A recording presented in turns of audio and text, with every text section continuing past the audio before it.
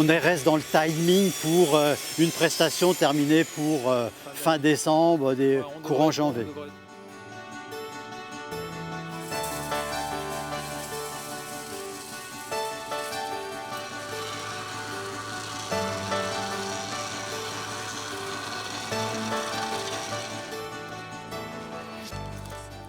Notre défi, c'est faire sortir de terre un cadre bâti parfaitement adapté à sa conception théorique qui permette d'accueillir pour y vivre 6 habitants dans un an.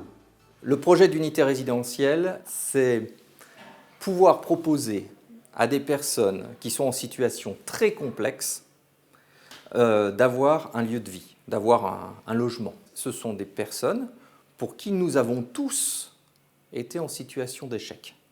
Tous, AEIM, Vivre avec l'autisme, le CPN, on va dire les 3 principaux partenaires du projet. La France est condamnée par la Cour de justice européenne pour défaut de prise en charge des personnes handicapées. Les pouvoirs publics ont décidé un appel à projet d'unité résidentielle adaptée pour que les acteurs du territoire s'en emparent et puissent créer ces structures qui font défaut actuellement. On a certaines personnes qui sont à l'heure actuelle en isolement, H24, dans des hôpitaux psychiatriques, faute de moyens humains, faute de technicité, faute d'accompagnement suffisamment précis, suffisamment pointu pour pouvoir s'en sortir.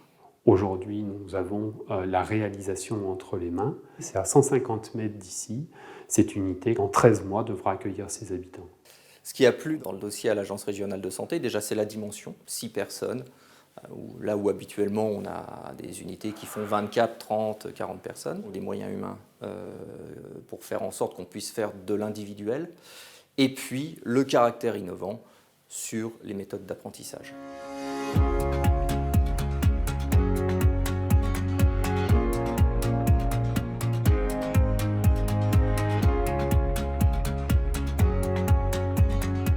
C'est un projet ambitieux.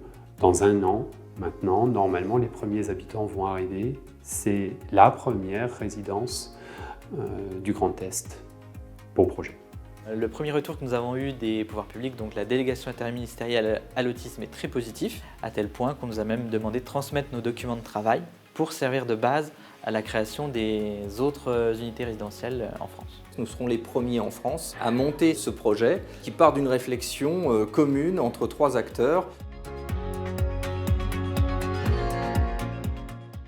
Nous pouvons dire que l'unité résidentielle qui sera accolée au village Michelet fait figure de pilote en France de par la qualité du projet architectural et aussi sur la maturité de la collaboration entre nos 3 institutions qui sont là aussi très avancées sur les protocoles de fonctionnement, de partenariat et qui vont vraiment faire école à travers le territoire. Oh c'est gentil, merci David. Donc, je vous propose qu'on se mette autour de la table pour fasse un petit peu les... Ce projet est excitant en lui-même, parce que novateur. Intriguant aussi, parce qu'on ne sait pas si ça va bien fonctionner, je ne sais pas, finalement. Mais bon, j'ai envie de dire à tout le monde, allons-y, n'ayons pas peur. Pour ces personnes qui sont en demande aussi d'un accompagnement et éviter ces ruptures de parcours, éviter aussi toutes les souffrances que peuvent aussi vivre les familles au quotidien.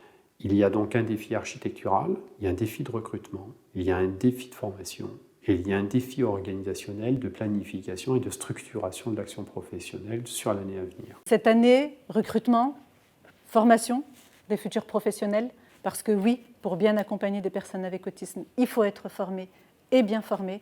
Nous avons établi un plan de formation assez précis et conséquent pour être opérationnel. Potentiellement à l'ouverture, pour avoir déjà vécu ça, ça peut être une vraie cocotte minute sans soupape qui explose.